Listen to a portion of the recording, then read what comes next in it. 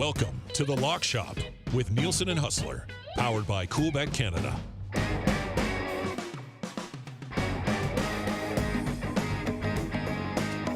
It is 11:01, and you are inside the Lock Shop. Thank you very much for being here on Edmonton Sports Talk. If you are listening online, you can text us anytime, 780-218-9999. And yes, you can listen online at edmontonsportstalk.com or, of course, on the TuneIn app is where you can also listen. It's a free app. Download it. It'll say you want to subscribe to premium.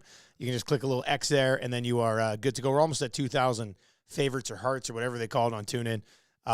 So, yeah, people seem to be really enjoying what we got over on TuneIn, which is good. And, of course, the Nasty Chat's always rolling right here on YouTube as well. Hush should be by shortly. No movement on the NFL games from yesterday. Obviously, a big NFL show tomorrow to get you ready for the AFC and NFC championship games. We'll build some player parlays for sure, and we'll give you our official picks.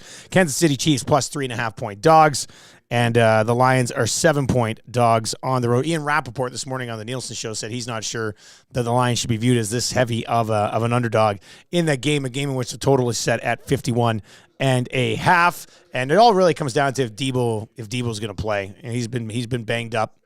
I would assume that he's probably out there, but I would also assume Dan Campbell has these guys hitting him hard and trying to knock him back out of the football game. So we'll see how that one plays out as well. Soap Kirk is in. And, this is a good place to ask questions. Man, the Nasty Chat is moving today. I love the little group of degens that we've got here on the Nasty Chat with the Lock Shop. It's become a really good place to just talk sports bet and get some bets in. Obviously, with our relationship at CoolBet, it's very easy. We can get some of that stuff put in immediately. Soap Kirk says, hey, guys, how do you bet the regulation wins on CoolBet? We had some of those yesterday, and I could not figure it out. Well, it's actually not that difficult. Let's just go to the NHL Sched for tonight. And for example, let's just go down to the Oilers game. I got my EST exclusive that's already posted as well, so we'll get to that. But to bet in regulation, you would just go down to the Oilers and Blackhawks. You hit the plus 291, and then that'll open up like another window, and then you'll see home, tie, away. So you click the plus on that, it pops up, and you'll see the Edmonton Oilers to win in regulation tonight. It's minus 312. They were minus 565. This morning, the Oilers were minus 595 on the money line against Chicago. Let's bring in Haas.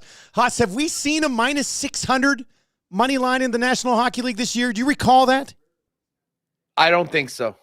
I think we're now pushing the limits of the game just being off the board before it even starts. Yeah, pretty much.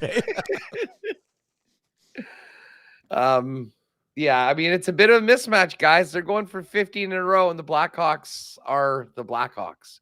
I guess Pickard's getting the start tonight.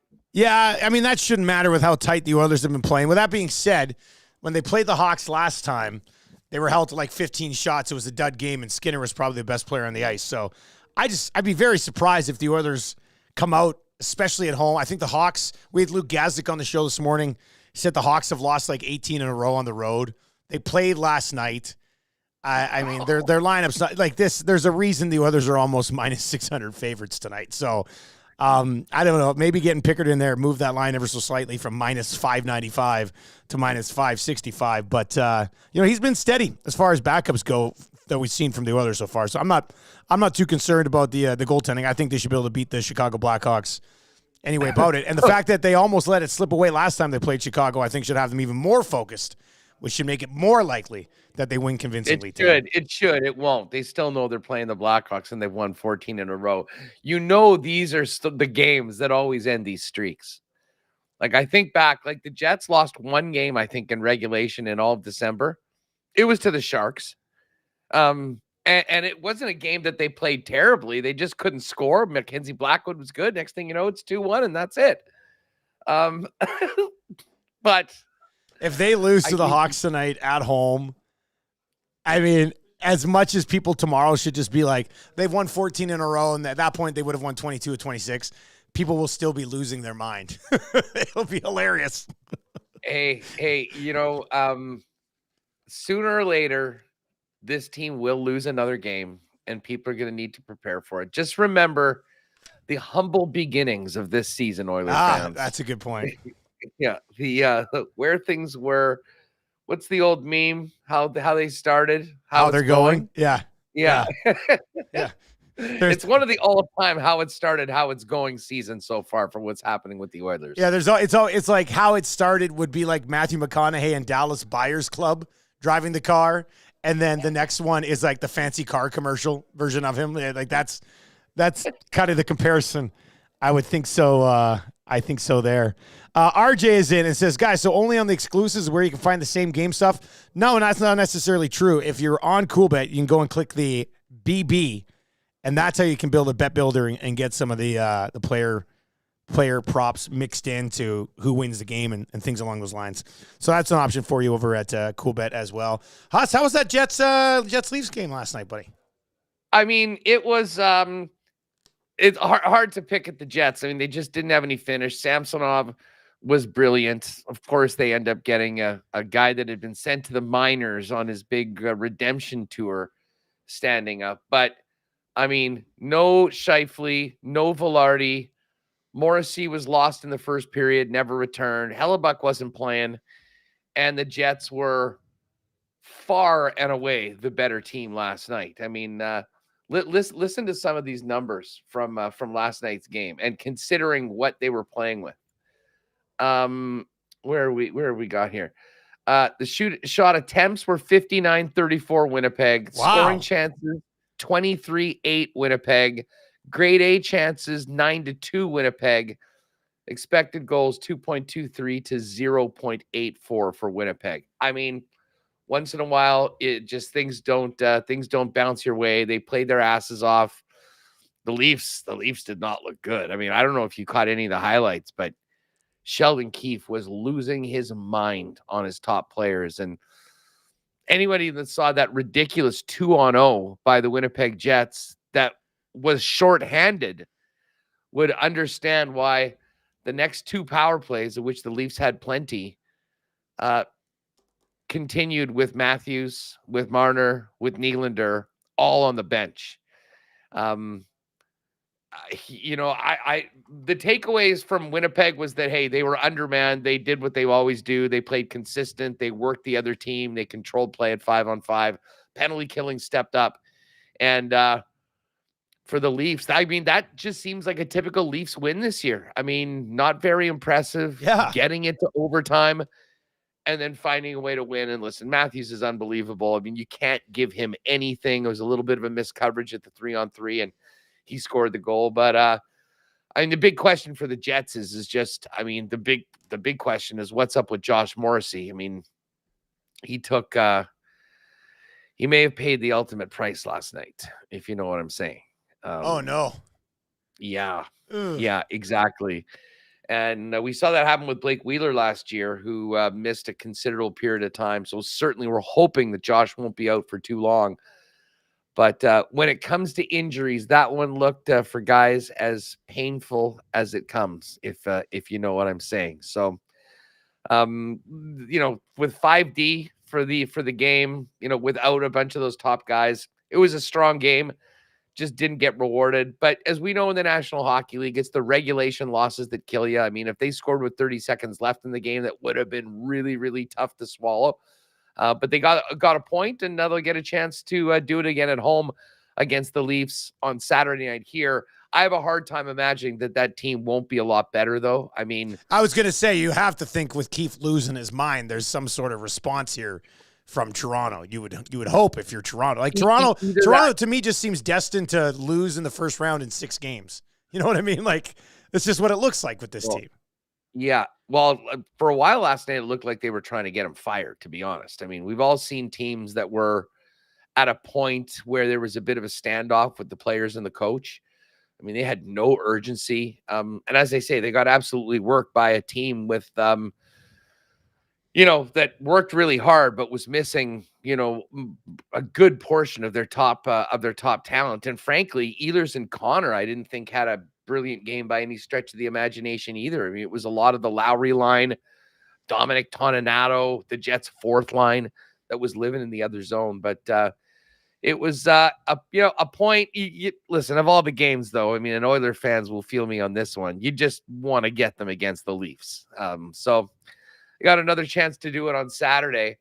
It was an interesting night, though. I mean, man, those two puck lines looked pretty darn good. And then the St. Louis Blues showed up and got a few past Casey DeSmith in Vancouver and left it on the table. But have you heard the Drew Doughty comments today? No, I have not heard the Drew Doughty comments today.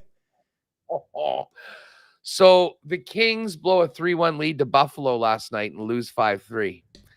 And they had an extended closed door to the locker room afterwards. I'm not sure if this was the proverbial players only meeting or what. But Doughty came out afterwards and was just spitting fire, saying that, there's too many guys on the team that are more worried about their own points than winning games. He said the team got up 3-1 and everybody thought it was cookie night, and which was a great line. So it's amazing to see what's happened between between the start of the season and where they're at now. And our old pal PLD, although he did score in the first period, is getting, you can just feel the heat that he's getting right now. And it kind of feels like what McClellan said earlier this week and Doughty said last night is, I mean, it's hard not to take that they're talking about Pierre-Luc Dubois because most of those other guys on their team have been big parts of the success for the last few years. So I don't know. It's kind of fun watching it burn right now out in LA. And unbelievably, the Oilers now ahead of the Kings and have 2 games in hand. Remember we were saying they're going to have to work all season long just to get into a wild card spot? Yeah. They're at the midway point of the season. They played 2 extra games and they're back in it now. Well, what's insane is that like the 2 things that aligned for this to happen was like when we would have been talking about that, we would have said, well, I mean, if that's going to happen, the Oilers are going to have to win every game. The Kings are going to have to lose every game. Well, that's what's happened. Like the Kings can't win to save their lives, and the Oilers have won 22 of 25. So the 2 fortunes of these 2 clubs just changed. It does surprise me with the Los Angeles Kings. Like the Los Angeles Kings looked like a team that the Edmonton Oilers would have to be extremely, extremely, extremely concerned about. They were a team that was kind of built to cause major issues for the Edmonton Oilers, and they looked like that team earlier in the year. I mean, it sounds simple to put a lot of it on PLD because they did start the year well even after the trade. Like it was a nice start to the year. But when you look at what Calgary or what the Kings had last year compared to what they have last year, I mean, there's one significant difference, and it was that trade. And you don't remember Doughty coming out and speaking like this around last year's club for the Los Angeles Kings. So a lot of term left on that deal, right, Huss? Well, hey, I mean, listen, I will be honest. When games like this happen, I have been known every now and then to just put PLD in my Twitter search and see what comes up. And for the first time yesterday, I saw fans discussing and breaking down the cost of a PLD buyout. No, already? Wow. 45 games into an 8-year deal. And this is the thing about that guy. I mean, he can be absolutely dominant at times. I don't want to say he's a flake, but I mean, you never know what you're going to get from him. And I'm not sure. He famously said he was so happy to be in LA because it's a place where I can be me. Well, we know what you are, PLD, and it's a guy that you can't really count on often enough. Sometimes he looks like one of the top players in the league, and sometimes he looks, you wonder if he played. And they're finding that out in LA right now, and it is not helping the plight of the Kings. I mean, just quickly pulling up the standings in the Western Conference, and it's just wild to see the Oilers now in the top 3. Of course, Vancouver's got 14 points on Edmonton, but the Oilers have played 5 less games. Yeah, 5 games in hand and a head-to-head. Noodles has made the point the last 2 weeks on Wednesdays with us that he thinks they could still catch the Canucks if they take care of their games in hand and win the head-to-head. I mean, that's 12 points right there. The Canucks are playing at a great clip, and even last night they lost, but they get a point. 32-11-5 on the season right now. And Vegas is, I mean, they're just waiting to get their players back. Vegas is going to be a tough out for anybody come playoff time. I think we all agree on that. But you're right. I don't put challenging for first place out with Edmonton. Like when you think about all the games that they have to make up, the fact that they will play head to head. And the other thing is, I mean, I'd say the same thing about the Winnipeg Jets. Like it's very difficult to play at the clip that the Canucks and the Jets have been for a really long time. I mean, I guess I'll say the same thing about the Oilers, but they had so much room to come back. It's sort of like they're still playing catch up. But I really hope that we get an Oilers Canucks series, to be honest. Oh, that'd be a star power studded event. Oh, man. Oh, it would be. I mean, there are scenarios where we get Edmonton, Vancouver in one of the first two rounds, and then potentially, if the Oilers make it through and the Jets make it through, an Edmonton, Winnipeg Western Conference Final, the Lock Shop Bowl. Edmonton going to the Cup final through Vancouver and Winnipeg would be amazing. Yeah, what about losing to the Jets in the conference final? That'd be amazing. I still feel like we probably owe you a few more after the 80s. You know, got the one, but might owe you a few more still. Well, the thing is, I will say this. And listen, the Oilers are one of those teams that they just have a couple guys that can raise their level of game and take over and win it on their own. But I will still say, I mean, the way the Jets are, you watched the Jets play last night. I mean, that's a team that is playing playoff hockey right now. I mean, they were more than happy. You know, listen, they knew where their strengths were last night, and it wasn't trading chances with the Leafs. And they completely shut them down. And I mean, as much as Connor McDavid is the best player in the world, Connor Hellebuck's the best goalie in the world right now. And he will have something to say come playoff time as well. Let's hope that we can get into conversations like this as we get closer to buddy. the Winnipeg Edmonton conference final would be so big for Edmonton Sports Talk and Winnipeg Sports Talk. It would be incredible. I can't even imagine. That would be nuts. Hey, quickly, just on the cookie time comment, I tweeted it out. What is your go-to cookie? Like, would you describe yourself as a cookie guy? Do you have a go-to cookie? Well, yes, my go-to cookie are the Reese's Pieces cookies at Sev. Really? Okay. Yeah, I like the peanut butter. Like the ones in the Sev like pastry thing, like right in there, or they come in a bag. Well, you get them bagged. They'll often put them in 6-packs as well. Yeah. You know, you're grabbing a couple things like, oh man, I'll grab a half dozen of these and just kick them around. So I would say I've always loved peanut butter cookies, especially ones with, Reese's Pieces in them. I'd say that's number one, but you'd have a hard time challenging a solid quality chocolate chip cookie.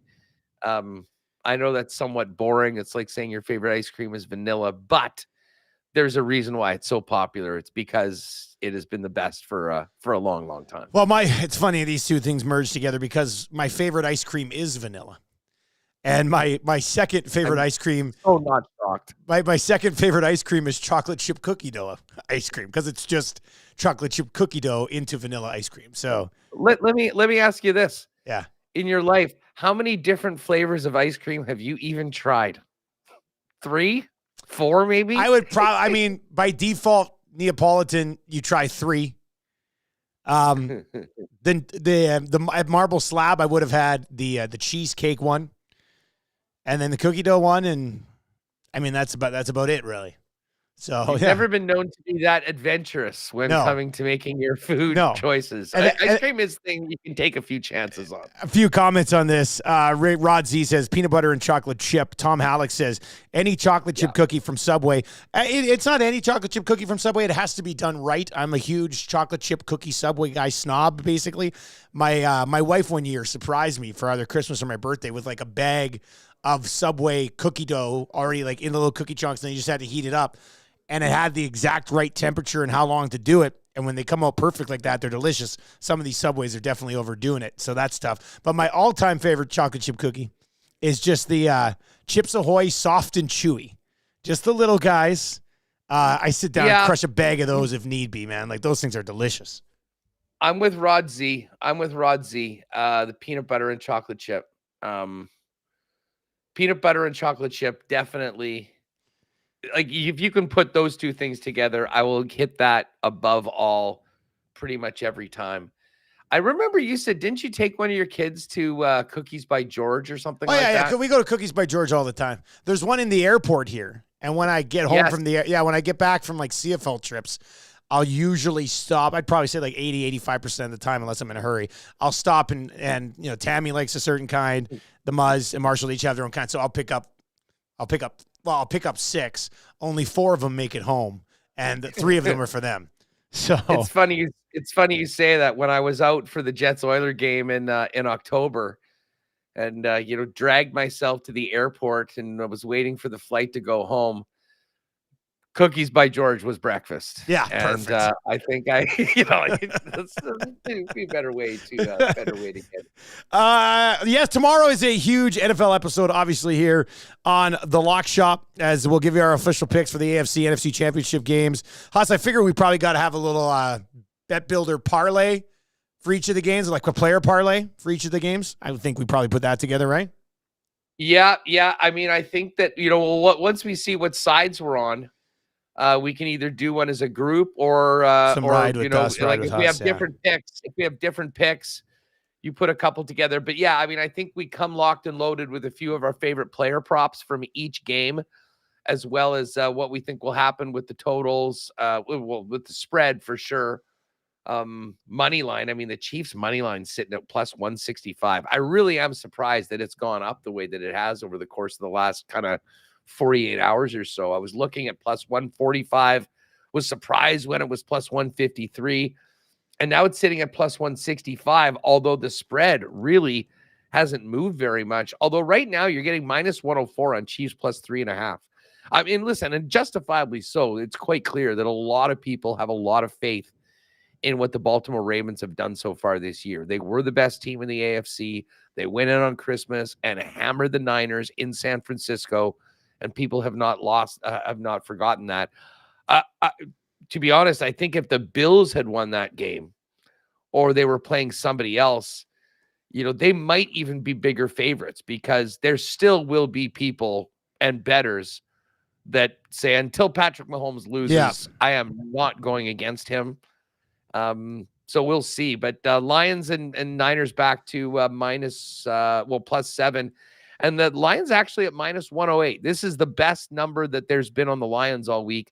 It opened at plus 7 at minus 112, went to 6.5, and now it's actually come back just juice wise a little bit on the other side. So you have any thoughts on the totals? Just like right now, 51.5 in that Detroit Niner game.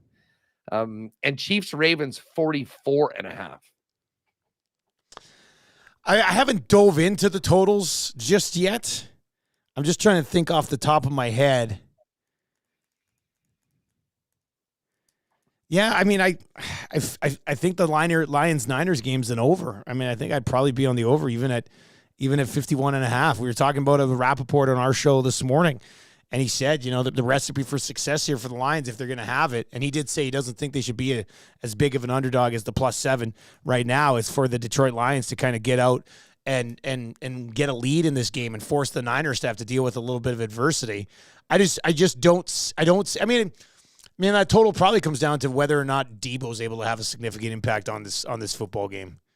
Because I don't think the Niners are going to beat the Lions by just completely shutting them down. Like, Purdy's going to have to outgun Jared Goff in this football game. So I think I'd probably lean towards the over on that one.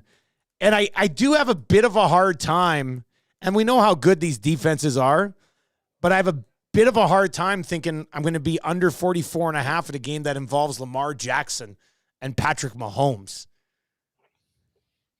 I'm all over the over on that game. Yeah.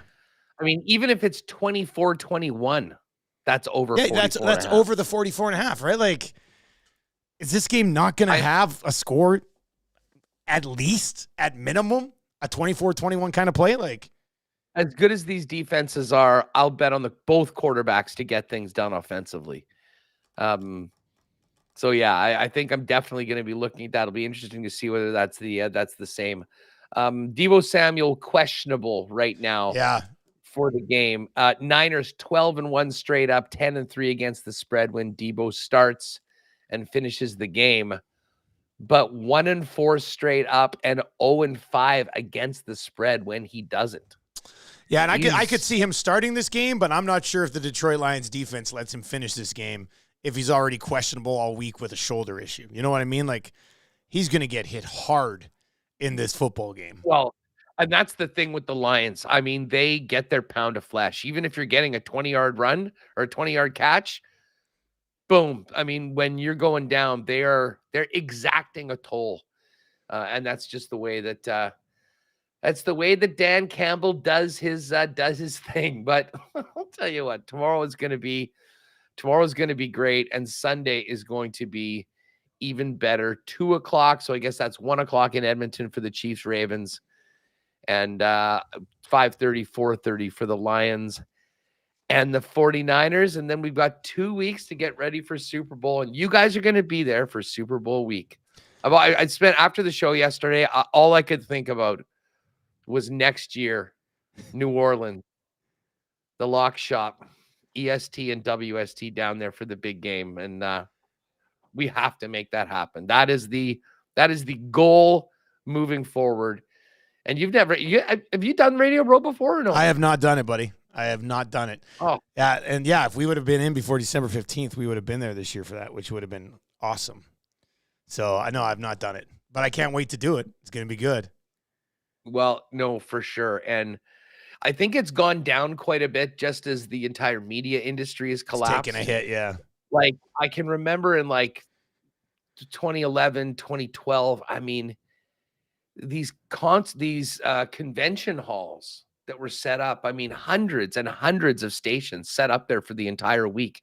And that did sort of diminish through the years. And I think the pandemic's probably really taken a hit. I'm sure it's quite a bit smaller as opposed to what it was before, but that makes it even better if you're there.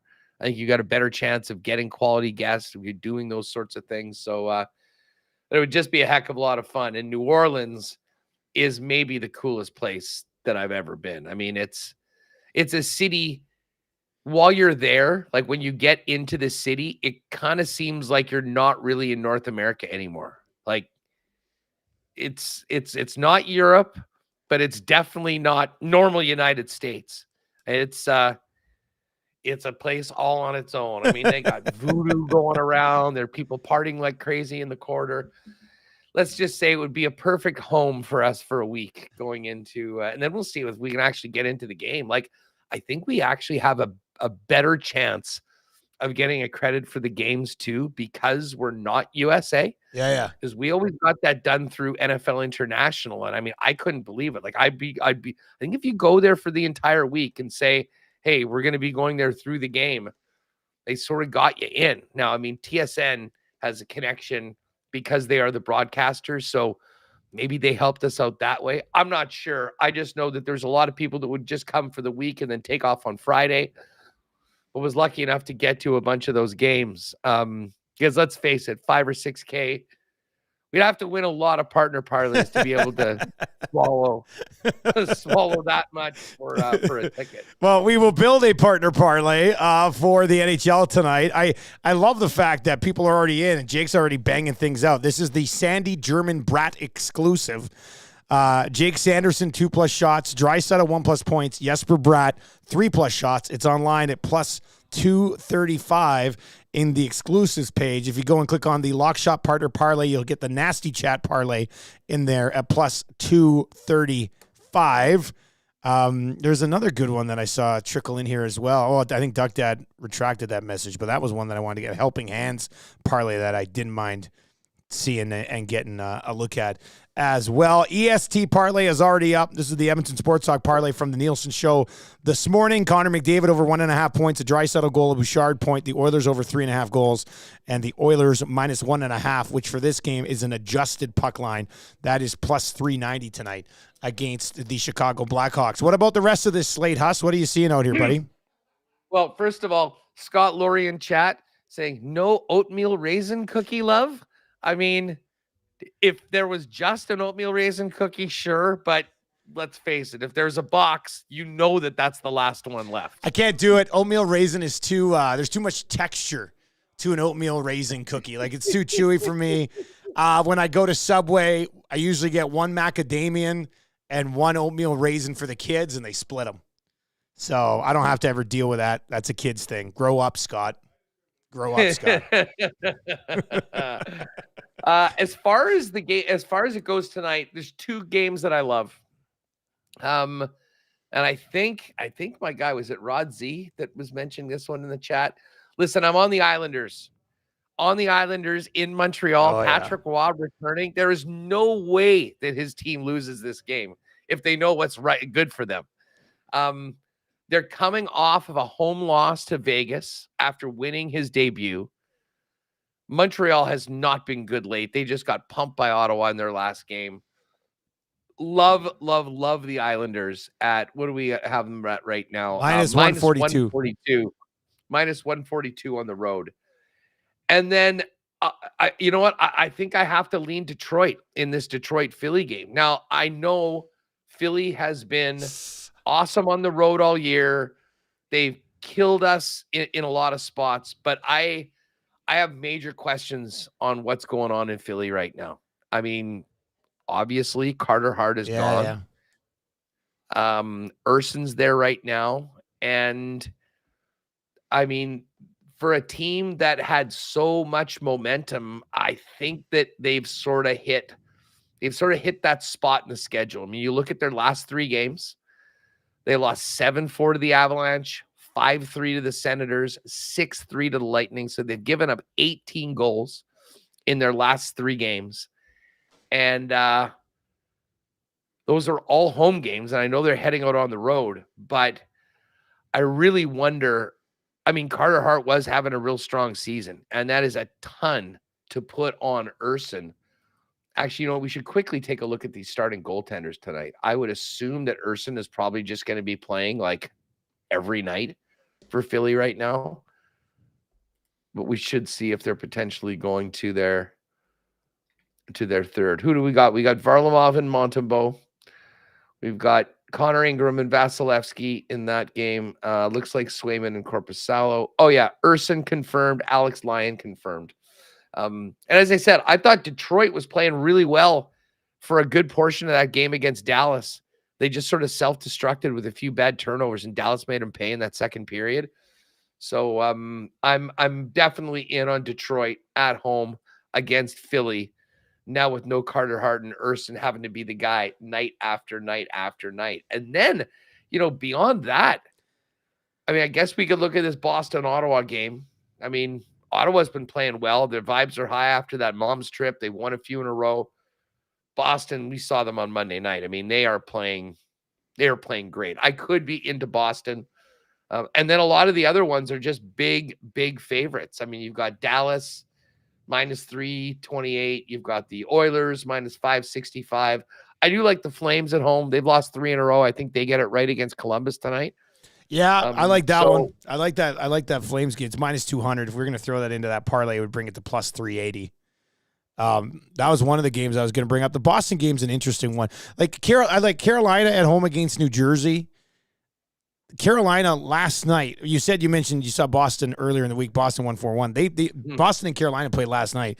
Boston lost that game 3-2. That was at home. They head out on the road here in this game against Ottawa. So I don't know. What are your thoughts on? Hey, Cass is here too. We got all the guys in for 2 guys and a goalie today. That's great. That surprised me. It's going to be a great show today.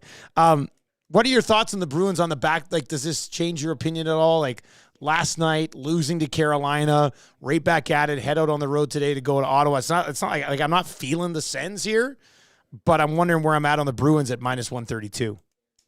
I mean, you know what? If you're worried about the Bruins having just played, I could see maybe it being a stay away game. That Calgary game's nice for a parlay, but go ahead, finish up on the Bruins there. I mean, just think about what Boston has done over the last couple of years.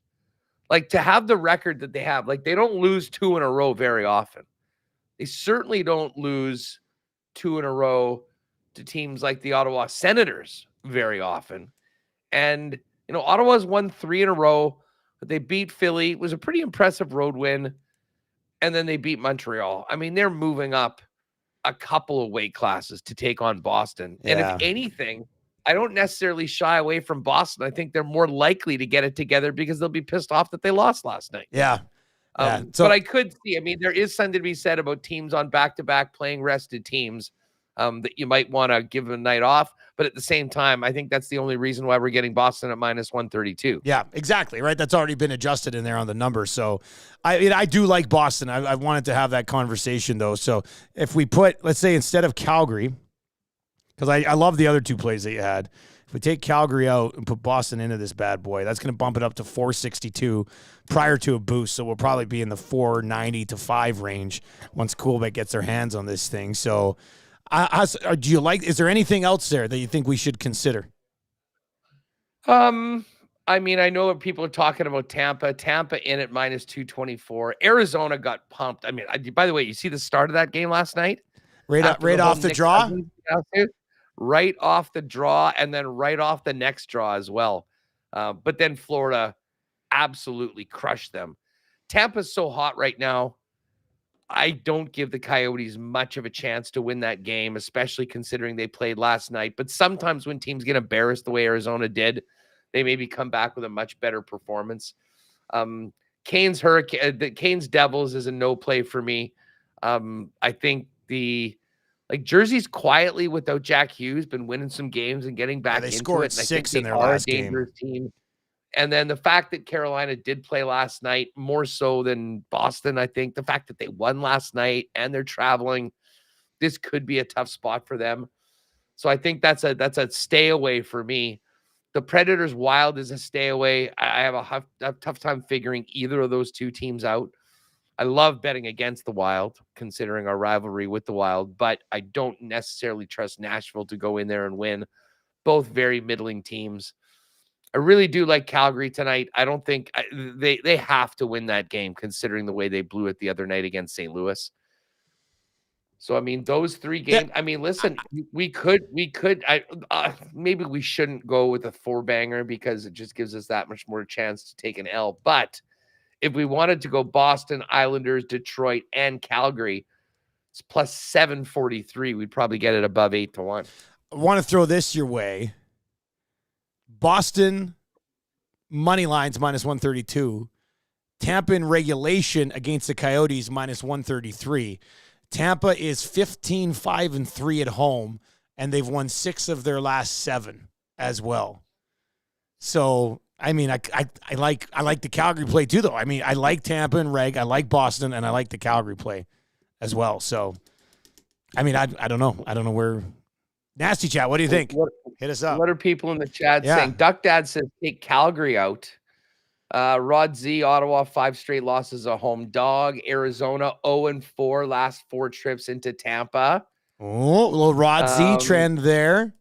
Yeah, we love it. Rod Z's with us on Detroit. I like that. Although he said Varlamov scares him, though.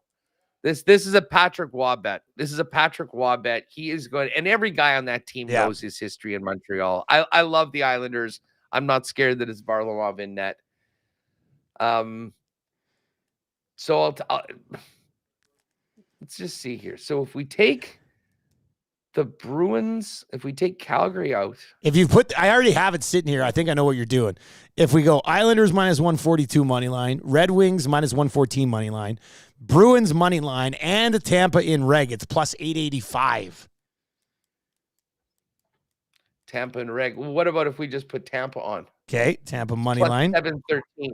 If we just do it, yeah, I mean, you never know.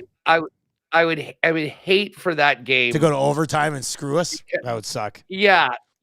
I mean, I like Tampa. I mean, I think any combination of those games I'm pretty good with. But as they say, if we go with the Detroit Islanders Bruins and then just add the Tampa money line, feeling that they're pretty much a lock, plus 713, we're probably pushing close to 8-1 again. Back with our pick, much like we were talking about with Calgary. It's a big one, but I think we do it, buddy. I think we go 4-banger tonight. Yeah, we're due. We've had a couple close calls. We had one terrible one this week. This is time to get it together. So 4 money lines. Yep. A couple slight favorites and a bigger favorite. Detroit, Islanders, Boston, and Tampa. When we make it up here, it's plus 713. And as I say, once once Evdog gets a hold of it, I wouldn't be surprised if we're pushing close to plus 780, maybe even 8-1. Oh, baby. And that'll be available in the exclusives page over at CoolBet. Jake is watching today. Jake, Evdog, whoever, they will get that bad boy rolling for you at a pretty juicy number tonight, as Huss laid it out. Richard Crofted in and says, I will bet every exclusive, as it can't get worse than last night. And Rod is in. He's adding Calgary to it and just going with a straight-up 5-gamer tonight. Kyle's in. Islanders, Detroit, Boston on the money line there as well. Rod Z with New Jersey having failed to cover the puck line in 8 straight as a dog, following a win. Carolina at -1.5. That's the story in the National Hockey League tonight. Huss, you still got a little bit of time here with us. Do you want to talk? I know yesterday we did not talk about the NHL expansion thing. Because we were talking about the Hockey Canada stuff and the way it should have been. I know you probably didn't get into the expansion stuff on your show much yesterday. We've got a new segment on our show here that, or on the Nielsen show in the morning, called I Says Pardon, where I see something that's brought to you by a company that, like a bunch of lawyers that'll get you a pardon on your criminal record. So it works out well. But like, I just don't see the need. I just want to get in with you. I just don't. I know they'll make a lot. Like ownership will make a lot of money. But when you watch the National Hockey League right now, are you thinking to yourself ever like, man, more teams? That's what's going to make this thing better? Because I don't see it. I don't think the NHL needs to be that first professional big league in North America to take the journey out past 32 to 36. It seems crazy to me.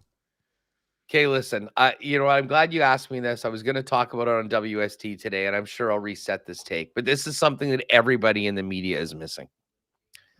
This is not about expansion. This is about the Coyotes next year. If you look at the release that and I don't have it in front of me, but that release that the Smith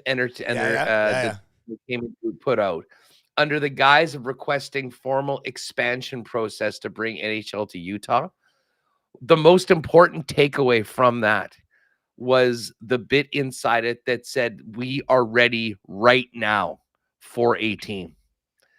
It's not, in 3 years when there's expansion. And what this is, Dusty, is this is, more of a formal presentation to the National Hockey League that not only about us, we're going to be we should be on the table to get a team. But what's not said, but it is, to me, my takeaway from it is that we know you've got issues with this team in Arizona. I know there's a new spot where they're trying to get, they're not even close. Nothing's happening, and they need to figure that out. So this, to me, is a play for the Coyotes to move to Salt Lake City next year, to stay in the West, to stay in the Central Division. It won't shake anything up. And then the other places that they are talking about as potential expansion sites will make that happen. And don't be surprised if Arizona is one of the expansion sites, but in 3 or 4 years, when they actually do everything that needs to happen beforehand, like figure out where the hell the building's going to go and build an actual building. And to me, this is what should happen. The Coyotes move to Utah. They take the Coyotes records with them. And when the Coyotes leave Arizona, all the original Winnipeg NHL records get transferred to the Winnipeg NHL team. It makes too much sense. Wait, so was this all a ploy just to get those records back for the Winnipeg crowd? Is that what this was, Huss?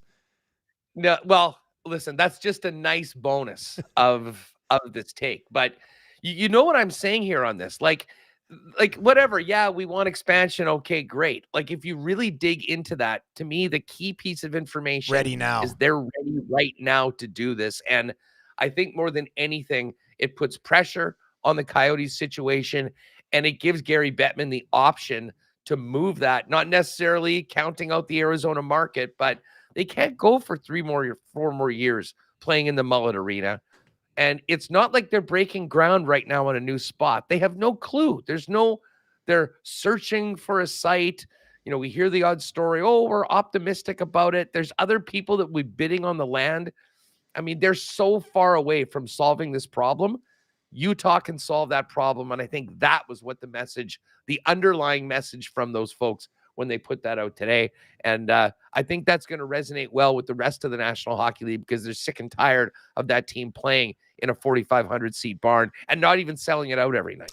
Excellent take on possible expansion or exactly what's really going on in the National Hockey League. You see the finalists for the Associated Press 2023 NFL MVP and Offensive Player of the Year awards. You see these today? No. Okay, here they are. 5 players are up for the MVP here. Name them, Huss. Who do you think is on this list? If you haven't seen it yet, let's play this game. Lamar Jackson. Yes. Josh Allen. Yes. Christian McCaffrey. Yes. Brock Purdy. Yes. And Tyreek Hill. No. Quarterback. Oh, was another QB? Yeah.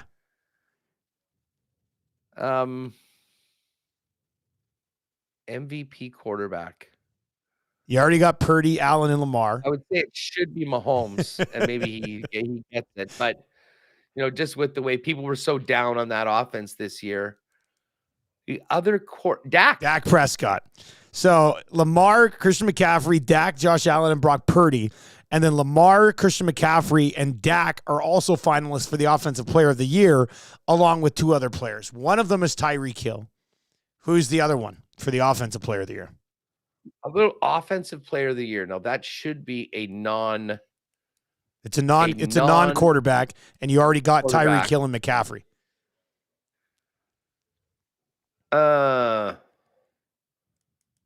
McCaffrey, Tyreek Hill, Lamar, Dak, and this guy. CeeDee Lamb. Yeah, nice work, buddy.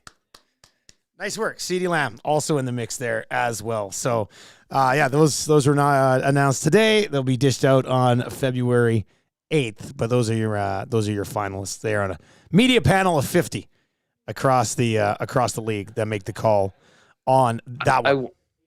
I wonder if let's just click on. I wonder if the futures have been adjusted now. Might be in the process of. I would think probably, unless they're already done. MVP. Oh, it's still Super Bowl MVP. Playoff most yards. Playoff most rushing yards. Oh my God, this is. It's always nice, even if you don't win a bet, like to see something that you got at 18-1 now be at plus 150. It always warms my heart. That's the Pacheco most rushing for the playoffs. 2-horse race with him and CMC, hey? Yeah, exactly.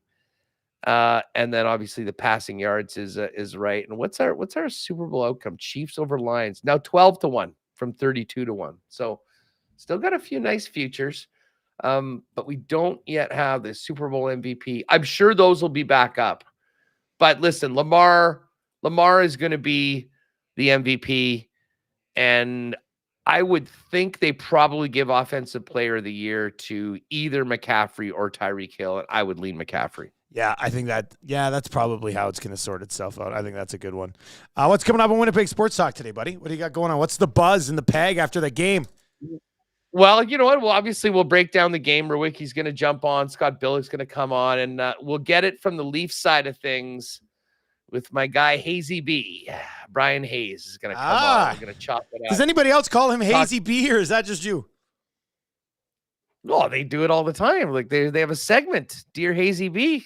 I'm always napping during Overdrive, man. I never have a chance to watch it. No, I'll usually throw it on after WST when I'm, doing things. And the great thing about it being on TV is that you can just back up the PVR and check out their segments. And listen, they get great guests. By far, this is great for lock shoppers too. Their football pick segment, where it's Luke Wilson and O-Dog against Hayes and Al's brother. If entertainment-wise, like say what you whatever about the picks, entertainment-wise, it is as funny as anything. Those guys go at each other so hard. Luke Wilson does not take losing well, and they're taking some L's these days. So yeah, Hayes is coming on. We'll talk Jets, Leafs, get into a few of the other NHL stories, and look forward to getting his take on what's coming up on the weekend with the 2 conference championship games. So it should be a good one. And then tomorrow, I guess I'm going to need to, we'll talk about the NFL, but we'll also get into the Royal Rumble picks. Oh boy. Which I've been working hard on, and oh my God. I was all excited to pick Gunter at 6-1, and he's now dropped to plus 185. No. Why did I not? Maybe I did get in on that beforehand, but I didn't give it out. Jeez, should have known better to wait on the Royal Rumble picks. The Rock is at 10-1, by the way. Wouldn't that be something if The Rock came in and won the Royal Rumble? 10-1. You kind of got to get on it just for fun, just to see. Well, because he did come back. I saw that was that on a Raw? Was that on a Raw that he showed up? That was on a Raw, and he said, Roman Reigns. He goes, "I'm going to go to a bar afterwards. Should I sit at the bar? Should I sit in a booth?" And he goes, "Or should I sit at the head of the table?" That was a great line. That is Roman Reigns' thing. So if they're going to figure out a way to have those two guys go at it at WrestleMania, maybe The Rock comes in late and drops a few guys and gets out. But anyways, unfortunately, Gunter no longer available at 6-1. It's plus 185. But we'll look at the board and try and get a few value bets for the Royal Rumble tomorrow. But the main event is the football games. I will be ready. There will be no surprise who I'm taking in the AFC Championship game, but we will get into the NFL. And as they say, I love that over right now. I have a feeling that's going to be part of it. And whether we want to do whether we're united in selections or whether we're going to do a couple, we'll definitely get a few combo game total prop exclusives for the lock shoppers going into I hate to think about it. 2 of the final 3 games. I know, just 3 games left. Then we have to wait for the Canadian Football League to fire up, and that'll get us super excited as well. So it should be a good time. All right, that's going to do it today. Check out Winnipeg Sports Talk with Huss. Going to be firing up here right away. I'm going to take a whip just through some of the exclusives here to wrap up the lock shop, and then we got 2 guys in the goalie coming up. Huss, you have a good show today, buddy, and we'll check in with you tomorrow, man. Fellas, gang, lock shoppers, tomorrow. It's on. Cannot wait. We will see you then. Winnipeg Sports Talk, Huss, the OG online.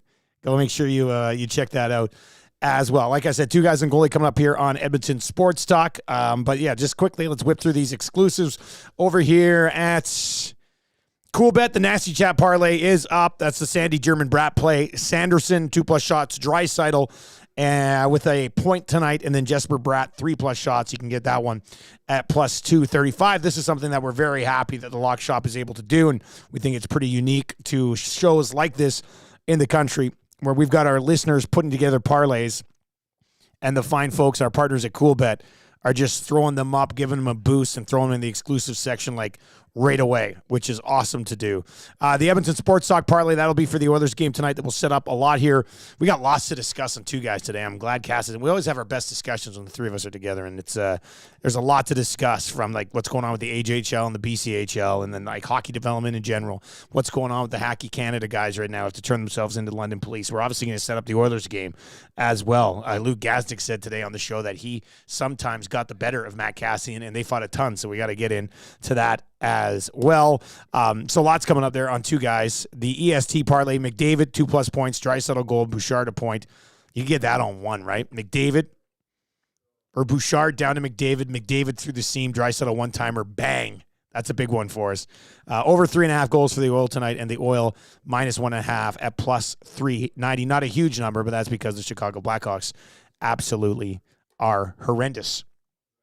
In the NHL exclusives tonight, if you click on exclusives, then go to Coolbet exclusives, you'll see the NHL ones pop up. Here's what we got. Someone roars, Canada scores. That's the Habs, Sens, Oilers, Flames to combine for 15+ tonight at plus 130. The Bread Boys, Pasternak to score a goal, Mangiapane to have a point tonight, plus 325. Waz Revenge, the Habs under 2.5 goals. Islanders win, plus 425.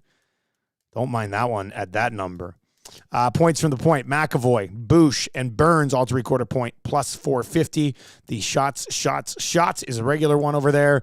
DeBrincat, Rupe Hintz, Leon Draisaitl, all to record 3+ shots at plus 500. And then the Stars and Snipes, Cole Caulfield, Jason Robertson, both to score a goal tonight, which would also be known as a snipe, at plus 525 tonight. Some multi-sport daily exclusives available over at CoolBet as well.